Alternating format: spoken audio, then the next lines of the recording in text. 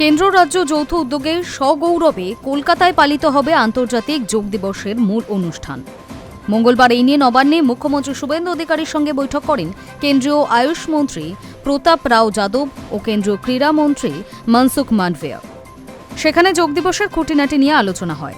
ছিলেন বিজেপির রাজ্য সভাপতি তথা সাংসদ শ্রমিক ভট্টাচার্য, ছিলেন রাজ্যের স্বাধীন দায়িত্বপ্রাপ্ত মন্ত্রী ডক্টর ইন্দ্রনীল খা।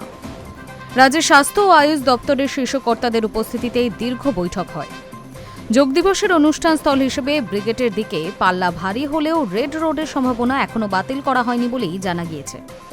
নবান্ন সূত্রে খবর, মুখ্যমন্ত্রী চাইছেন প্রধানমন্ত্রী নরেন্দ্র মোদীর নেতৃত্বে যোগ দিবস রাজ্যে এমনভাবে উদযাপিত হোক যাতে গোটা বিশ্বে দৃষ্টান্ত তৈরি হয়। দু একদিনের মধ্যেই সমগ্র অনুষ্ঠানের কর্মসূচি চূড়ান্ত হয়ে যাবে।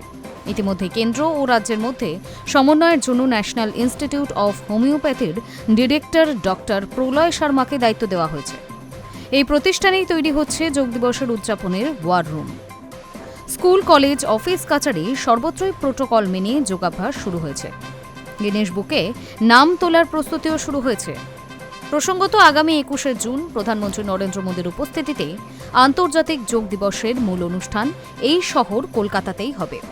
সেই কথা আগেই ঘোষণা হয়েছে। এবার যোগ দিবসের মূল অনুষ্ঠান বাংলায় হবে, সেই কথা সরকারিভাবে জানানো হয়ে গিয়েছে। রেড রোড ও সংলগ্ন এলাকাতে হতে চলেছে এই অনুষ্ঠান। আয়ুষ মন্ত্রক সূত্রে এমনটাই জানা গিয়েছে। প্রায় লক্ষাধিক মানুষের অংশগ্রহণের সম্ভাবনা। এই নিয়ে রাজ্যের তরফে চূড়ান্ত তৎপরতা শুরু হয়েছে। Hi news network.